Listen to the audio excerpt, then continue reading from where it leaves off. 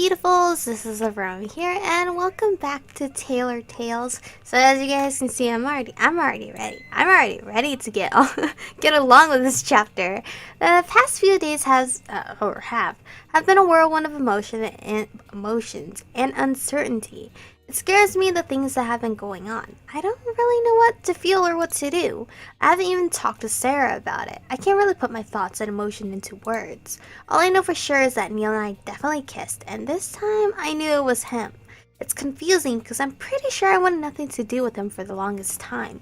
Yet right now, my hands are holding my phone and I'm typing a message to Neil. That day when I left the ball, I took his cape with me. So here I am asking him if I could drop it off sometime to return it. I realize this is just a thinly veiled excuse to see him again, but I chose not to think about it too much. Immediately I get a reply text from Neil. I read it. It's an address? Confused, I start to type back, but before I can even start, I get another message. Oh wow, my name for him is still His Majesty. That's cute. It's almost like he's commanding me to come over. If I weren't in this state of mind, I'd have probably told him to go jump off a cliff and dump the cape into a trash can.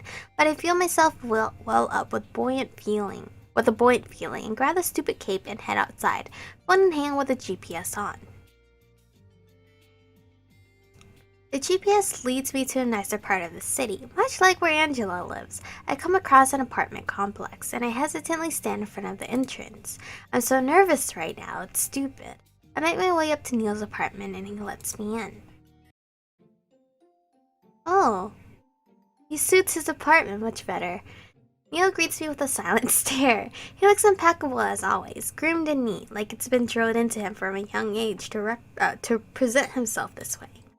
Good day, he greets me politely. I stand before him in the entrance hall like a bundle of nerves. My heart's thrown into a tizzy as memories from a few days ago come rushing back to me. My eyes look over at his lips and I immediately look back up into his eyes. No, I can't be thinking about things like this right now. I need to return his cape, that's all. My excuse to see him is as thin and transparent as the fabric in my hands. Hello, I greet him back. Come in, mi chico, Neil says as he gestures to his living room. Hesitantly, but with a skip of my step, I take a few steps further and enter his living room. It's just as spacious as I had imagined. All the pieces of furniture are sleek and shiny in design, and they are all carefully placed, like each one serves a purpose. Everything is spotless as well. Certainly no cobwebs in the corner or dust bunnies hiding under the couch. It makes me feel out of place, like I don't belong here. It feels like a different world altogether. Nice place, I say with a tiny smile. It doesn't seem like you spent a lot of time here, though. Neil pauses, looking down. No, I spent a lot of time at the hospital. Sometimes there's simply so much work to do that I sleep in the lounge room over there. Who keeps the place clean? I can't imagine you'd do it, I say. Why, a maid, of course. Who else would want to do such lowly work? I clean my own place, I say with a pointed look. Most adults do. And I've got other more important things to do with my time than to waste it on cleaning. Neil fixes his ties as if to make a point. I bite my lip and give him a glare. Why purposely try to provoke me into a fight with him? Shouldn't we be past this by now? Regardless whether or not you clean up after yourself, Neil, I came to return this to you. I brandish the cape from my bag. Neil simply takes it from my hands without a word, although it seems more like he's trying to avoid looking at me. With his fingers clasped around the cloth, they brush against mine and Neil jerks back in surprise. I don't really know how to react to that, except I kind of want to touch Neil again. As Neil walks away to put away the cape, I notice something familiar. On his coffee table, there's a white vase that looks strikingly similar to the one at Angela's apartment, the one she was bragging about. I point at it with my finger. Angela has the same one. Angela has the same one. You guys must have the same taste. He folds the cape over his arm and looks at me, all elegant and dapper. I had certainly hoped so, considering I designed them as she creates them. I raise my eyebrows at him. What? You design vases? He gives me a disapproving look. I expected you to have been more clever than that and figured it out by now, he says dryly. I look around his apartment, seeing only the most expensive designer furniture. Wondering what Neil means by that. Does he make furniture, perhaps? Neil sighs after seeing me struggle. Angela's a sculptor. I very well paid one, as you may have noticed. Ah, that explains some of the funny decoration in her home. I say with a nod. But you said you designed them. A hobby of yours? Neil stays silent for a while, looking down at the vase in question. His eyes are wavering like he's undecided or conflicted about something. I suppose, is all he says. It's not particularly a hobby when you've got a bachelor's degree for it. I purse my lips, carefully letting the information sink in. Apparently Neil went to college for what exactly? Interior design. Honestly, I had no idea Neil went to college in the first place. I thought he merely got a job handed to him on a silver platter from his family. But interior design of all things, I had no idea. Is that what you want to do at the hospital? I ask. Do you design the entrance hall or something? Neil shakes his head with a chuckle. Ah, he laughed. No, I don't do anything of that sort at the hospital. My father would raise hell about it. He straightens his back with a sigh. No, I just do boring paperwork and handle negotiations with other investors. That's the most information you've volunteered to me since the day we've met, I say, a little bit surprised myself. Neil averts his eyes away from mine, looking bashful in my presence. And that's all you're going to get, he says sternly. Now, if you'll excuse me for a moment, he gestures towards the cape on his arm, and then walks out of the room. I awkwardly stand in the middle of his living room, not quite sure what to do with myself. So Neil has a bachelor's degree in interior design. I wonder what he was like during college. Probably not much different from now. Still mean-spirited and arrogant to a fault. And yet, I totally made out with him a few days ago. The way it was cut short, it still leaves me longing for more. And it's actually quite embarrassing. I haven't kissed anyone like that in a while now. Eventually, I seat myself on Neil's couch. It's hard and uncomfortable to sit on, but it matches the rest of the fancy decoration in the room. I guess Neil prefers looks over comfort. Or as he mentioned, he's not home very much, so he probably won't be sitting down on this couch for a long time either. Neil makes his appearance again, fixing his black hair as he walks over to me. I realize I'm staring at him, so I quickly look away. That black haircut on him really does suit him. Our couch isn't very comfy, I say jokingly. Neil sits down on the other end of the couch, and I'm a tiny bit disappointed that he didn't want to get closer than that to me. You're right, he says with a huff. It is uncomfortable to sit on. My eyes widen in surprise. He's not giving me some smart-ass comment in return. Angela got this for me as a gift for purchasing my first apartment. Oh, so you didn't really get to have a say in it. Neil stretches out his arms across the back of the couch, and I'm hyper-aware of how close his hand is near my shoulder. Had I said anything negative about it, I'd never hear the end of it, so I'm stuck with it. I chuckled. That does sound like Angela to me. Should talk his ears off, berating him for saying anything bad about a gift she gave him. Lean your face against his hand? Or make a lighthearted joke? Should we be persistent? Why not? My girl wants his touch, so I will give her that feeling she so ever whatever. Feeling daring, I shift a bit closer to Neil and lay my cheek against the hand that is gripping the edge of the couch, all without breaking eye contact. Neil's eyes narrow, looking at me with an intense gaze, but he doesn't budge. He didn't even flinch this time. His hand feels warm against my cheek. Now we're stuck together. He takes in a sharp breath like he's holding himself back from saying something he doesn't want to. And then I can feel his finger twitch against my skin. He grazes it against my cheek, softly and tenderly. He inches it along until his fingertip has nearly reached my lips. How does that work out? I'm trying to envision that, and the tip of his finger brushes against my lip as soft as a feather. My heart rate speeds up at his touch. The tension in the air is getting stronger. We both know where this is leading to. But then Neil's phone rings. Oh, great! He pulls away immediately and curses something under his breath as he pulls a phone from his breast pocket. Excuse me, I have to take this, he says, then walks out of the living room once more. I sit there wondering what could have happened between us just now. I won't deny it. I kind of want a repeat of what happened between us the last time we met. A text message from my phone alerts me and I check it real fast. It's Angela. She's asking if I got time to have lunch with her today. In the other room, I can hear Neil talking on his phone as I type a reply to Angela. A few seconds later, and Neil walks back into the living room, slipping his expensive-looking cell phone into the pocket of his vest. I'm going to have to cut this short. My cousin just called me and wishes to see me for something urgent. I blink slowly, raising my eyebrows in surprise. You mean Angela? What other cousin could I possibly be referring to? He says with a sigh, the imaginary cousin who doesn't bug me all the time and cause trouble. No, I mean, she just invited me to lunch. I trail off and show Neil the text message on my phone. This time it's Neil who has a surprised expression on his face. It looks like he can't process it and shakes his head. Did she now? My phone beeps again, and Angela has sent me the details of our meeting place. Probably some expensive lunchroom. Although, when I read it, it seems to be the cafe that I go to quite often, the one next to the hospital. He wants to meet me at the cafe, I say.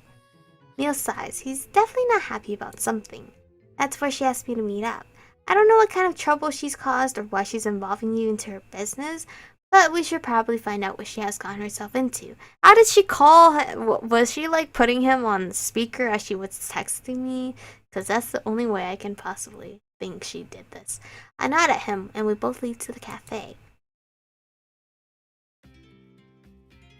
Neil and I arrive at the cafe. I've been a bit nervous being alone with Neil all of this time, so I'm glad when I see Angela sitting at a booth in the back. A nice and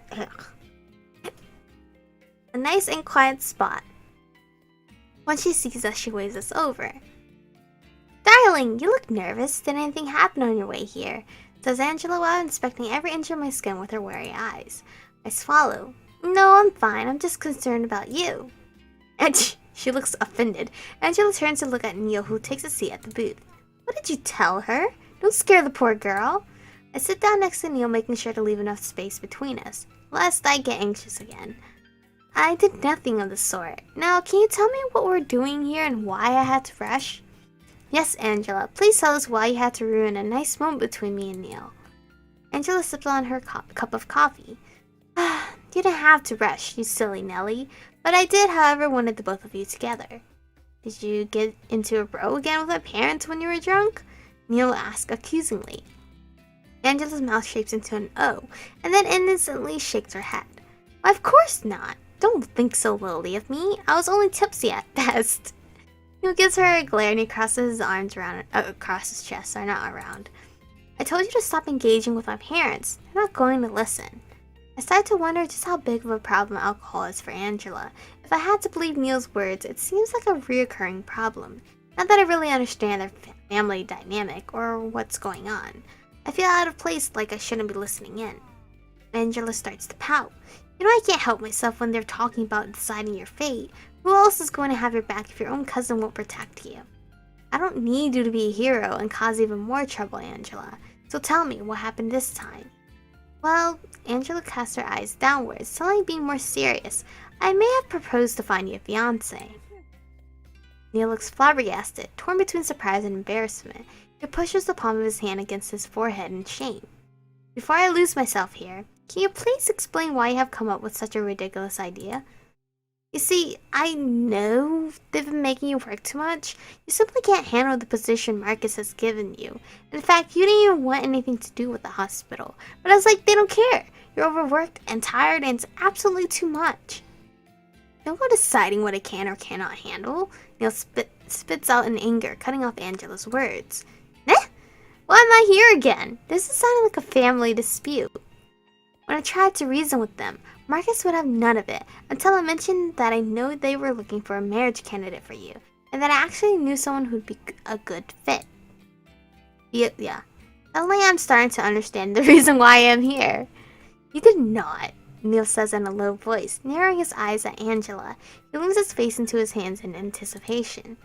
They said it would play matchmaker if they cut down on your hours. Of course, at first I tried to bargain for you to be able to up and leave that job, or the job. That seemed to simply piss him off even more. But Evelyn was intrigued with the idea of marrying off her son. I know they've been looking for a while now, so I struck a deal. Neil sinks his face into his hands even further. Michiko, dear, do you think you would be willing to help out my dim-witted cousin by pretending to be his fiancé? I let out a nervous laugh, as does Neil. I feel completely out of my element here. Neil is sitting next to me, not saying a word. I can only see that the tips of his ears are a nice salmon color. I'm pretty sure my own cheeks are blushing as well, since I have no idea how to answer this question. Me?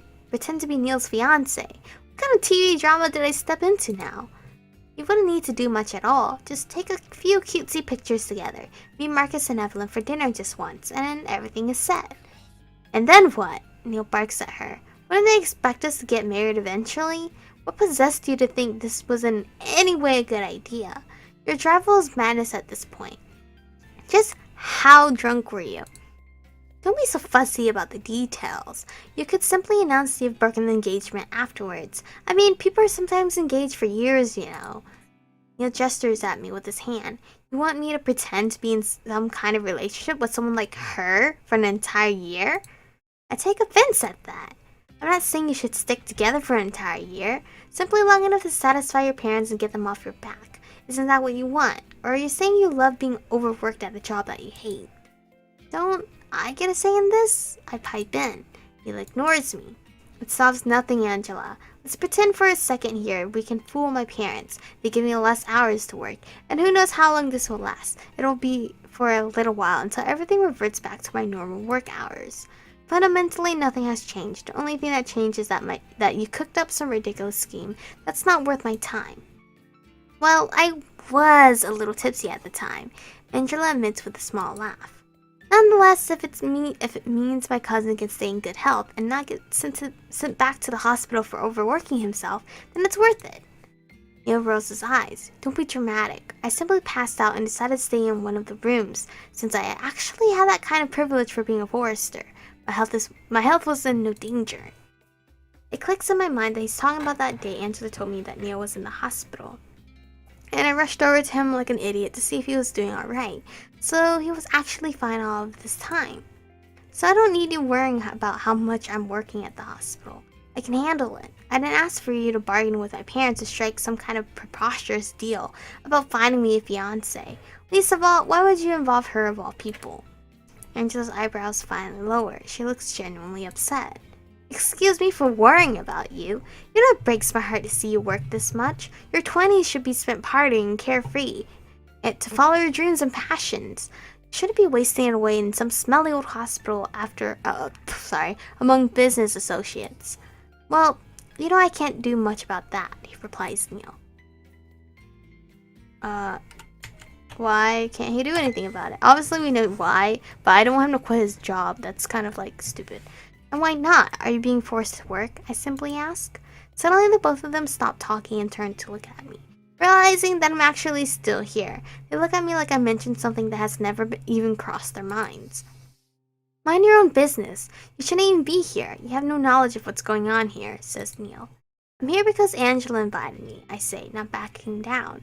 And for some reason I'm being dragged into this drama of yours. So I ask you again, why not? No one is forcing you to work. You can just up and quit. Oh, believe me, I tried, says Angela. I even tried to get him fired, but his parents are dead set on him taking over as CEO. They want the hospital to stay in the family. And you can't say no? I ask. It's not that simple, says Neil, exasperated. I shrug my shoulders. And why not? Neil can't do it, answers Angela for him. Maybe you can convince him for me. Angela, bite your tongue. There's no need to involve Michiko in our family issues. And why in the world are we even discussing this at the cafe? We don't need to air our dirty laundry. I really wanted some coffee, says Angela. Got a pretty big hangover from last night. So you were drunk, says Neil accusingly. Let's not change the subject. Neil turns to look at me. Get up, I'm leaving. Quickly, I'd stand up from my seat and let Neil out from the booth. Honestly, I have no idea what's going on anymore. There was just so much information thrown at me, and I feel like I'm too much of a stranger to insert myself into this. One thing is for sure, though. I'm not going to pretend to be your fiancé, I tell Neil to his face as he passes me by. An irked expression crosses Neil's face. I never expected you to, he replies with a bitter voice. Neil shakes his head at Angela as he exits the booth. Angela, just stop with the crazy ideas, or trying to work out deals with my family. I'm fine. Neil finally takes his leave. I sit back down at a loss of words. What do I make of this conversation with crazy ideas? I was hoping he'd say yes. You look too lovely to reject, says Angela. I guess it was worth a shot. I can't think of any other way to get him to stop overworking himself. I take a few minutes to collect my thoughts, and I wonder if I should say anything at all. It's definitely not my place. Neil was right about that, at least. Sorry for dragging you into this, love. Oh, it didn't sully the relationship between you and Neil. I feel myself blush a little. We don't have much of a relationship. I recall the memories of the night that we kissed vividly, no matter how hard I try to suppress my thoughts. However, I do see he has a very nice and caring cousin that has his back, I say with a smile. I'm sure he's happy to have you in his life. You flatter me. You're such a doll. Now, why won't we drink up some coffee and catch up? Tell me all about your latest ideas in fashion. Now that is something I can actually talk about. We stay at the cafe for a couple of hours discussing fashion trends, as well as Angela wanting to have another dress made for her for another formal event. I had a lot of fun hanging out with Angela, but in the back of my mind I was still wondering about Neil. Oh, we don't, okay. I do think we can get Neil's complete his route, because we have 2 other pictures right here. I'm just wondering how many chapters there are, because I need to make some more money. I need more monies. After our talk in the cafe, Angela has commissioned me once more for a formal dress. This time less naked, she said. I guess she doesn't have a date to impress. She also invited me to the event, and when I questioned her about it, she vaguely mentioned something about going to see the opera with some old farts and have dinner with them. She didn't give me much to go on, aside from the fact it should be formal evening wear. Since I don't have many opportunities to design and wear a gown myself, I accepted her invitation. Even though I have never really been to the opera, meeting both Neil and Angela has certainly given me plenty of opportunities to attend formal events where I can show my talents. As I'm sketching out some ideas after closing time, I'm alerted by a knock on the door. Wondering who would disturb me at this time, I walk over to the entrance and look out the window. My heart skips a beat when I see that it's Neil. I unlock the door and let him in. Good evening, I greet him with my heart thumping louder. It's late, what are you doing here? Neil steps inside. He seems anxious about something. It seems you don't check your cell phone all that often, do you? My eyes dart over towards the counter where my phone is. I'm suddenly having flashbacks of how my back was pressed against the counter with Neil on top of me. I try my hardest to fight the burning blush from creeping onto my face. Haven't checked in a while. Why? Never mind that. I wanted to... He pauses, looking pensive. Discuss something with you. I fidget on the spot. I'm not quite sure what he means by that. With that, sorry. I don't think I'm ready to discuss anything, really. My emotions are a mess. There's no way I'm going to be able to put them into words. Like? I ask carefully. It's a bit awkward standing so close to him now, with what feels like a crime scene of evidence behind me of what we did several nights ago. There's really no elegant way of putting this, but Angela's delusional ideas made me realize it needs to be said. Again, he pauses, and I can feel my heartbeat speed up in anticipation. He clears his throat, looking clearly uncomfortable. I think we should stop being in contact with one another. Oh, that's not what I wanted to hear, but I was already seeing that coming. My mind goes blank. I need to turn up the volume. It's for the best. This way Angela won't be pulling you into her weird shenanigans, and I'll have some peace and quiet as well. My mouth drops open, completely and utterly shocked. Did he seriously just say he wants to stop seeing me? Am I being unofficially broken up with then? Not within, sorry, with? What? I say, there's no need to involve yourself anymore. In fact, you can pretend we never met each other at all. My mouth starts working again after processing the shock, but the words are still hard to get out. Is that what you want? I managed to choke out. Does he really want to stop seeing me like this? His words hurt more than I would have thought. Perhaps I was in too much of a blissful state to realize I was in too deep already. Neil's eyes twitch, and I can see him losing his composure. Isn't it what you want as well? To not have to engage with me ever again. I look at him while lowering my eyebrows. I don't know what to think or how to feel. He's right. I didn't want to have anything to do with him a few months ago. I wanted to be done with making him a blazer, so I could get on with my life and pretend I never met this immature brat. It But this immature brat threw me into turmoil at the night of the ball. We kissed, not once but twice, and the second time was definitely no accident. I've been avoiding thinking about it deeply since then, because confronting my feelings, confronting Neil, seemed like such an insurmountable task. A task that scared me as it meant facing the unknown. I don't know what I have with Neil. I don't know why I kissed him or why he kissed me. These questions are burning inside of me. Am I never going to get an answer? No, I don't want that. No, you fool, I say through gritted teeth. It's not what I want at all. Neil is taken aback by my answer, then gives me a conflicted look, like he doesn't know what to do with me, how to respond to my blunt answer. It's like I hit him with a wrecking ball. I daringly take a step closer to him. And you can't lie to me and say it's what you want as well. My voice is slow and steady, even though my heart's beating out of control. Neil jerks back, putting distance between us. Can't you see I'm trying to do you a favor here? Aunt just crossed the line. She had no right to drag you down into our family's business, so I'm here cleaning up her mess. You don't need to feel responsible for me. You're nothing to me. Oh my god! I gasp. That hurt! I take a step back, lowering my head and trying very hard not to let it get to me. My hurt is quickly masked by the anger that wells up inside of me. Fine, I snap at him. Then leave, and don't you dare come back. The more bite my words have, the less I feel my heart aching for him. See, it's what you want as well. He says with a nod of his head, like he was right all along. Insufferable bastard. I angrily point at my door. Leave, I yell. Neil huffs at me in anger. Goodbye. Dude, that's not what I wanted, but then you were just being salty, and then that triggered me, and then that's when I told you to leave. And then he turns around and leaves the store. I once more collapse against my counter, but this time it's for an entirely different reason than last time. I'm angry and I'm hurt. I didn't realize Neil's words would sting so much.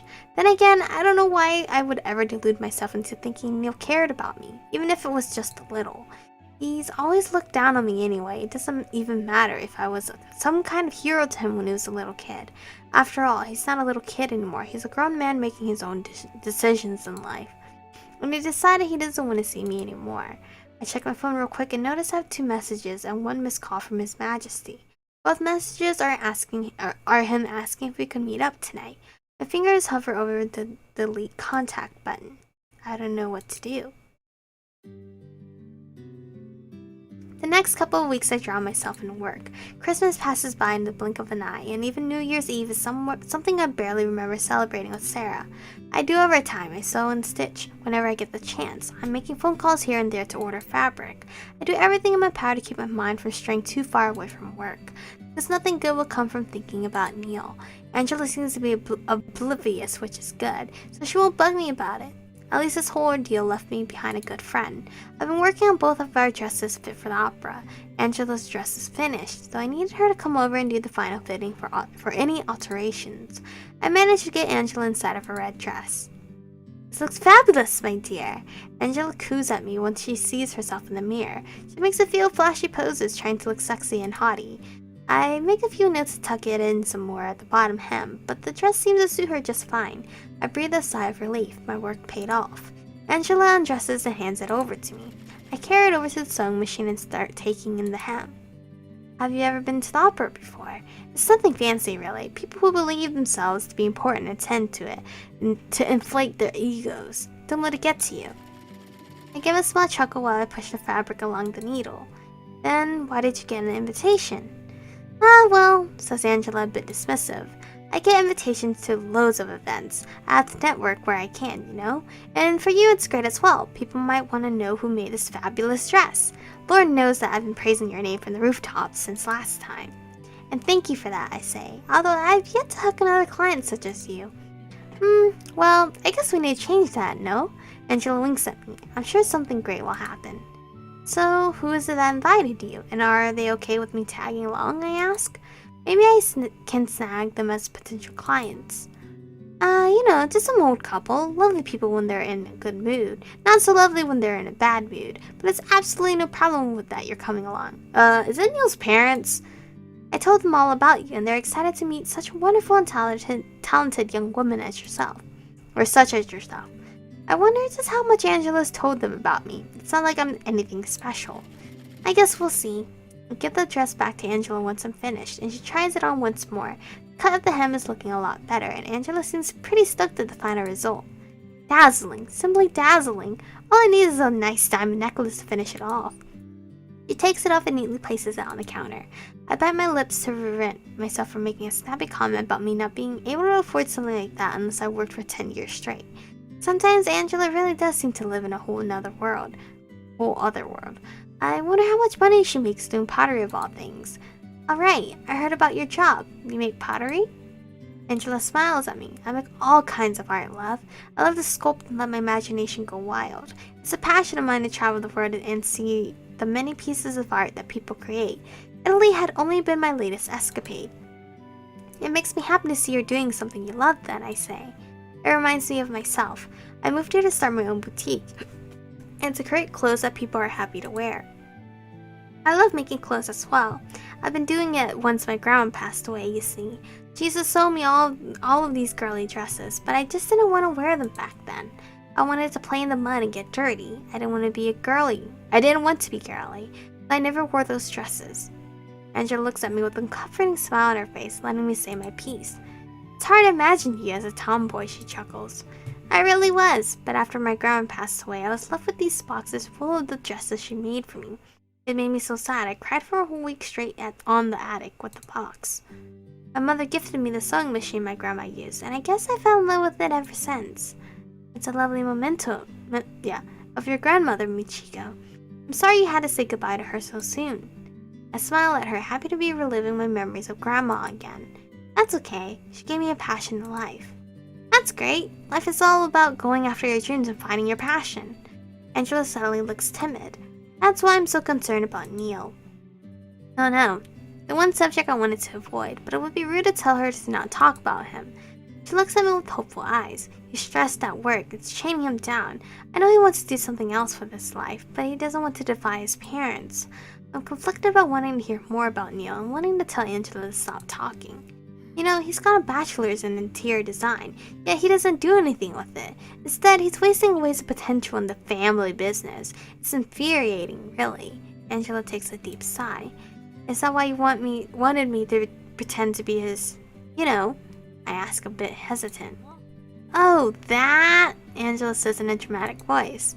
Actually, his parents have been looking for a fiancé for a while. They want to get him into an arranged marriage, as they fear he won't get into a relationship on his own and give them the lovely little grandchildren they so desperately want. When I told them if they cut back down on his hours, he might have time for a relationship, so I kind of proposed the idea. I really do live in another world to be talking about arranged marriages. I feel sorry for the person lucky enough to be a candidate for such a marriage to His Majesty.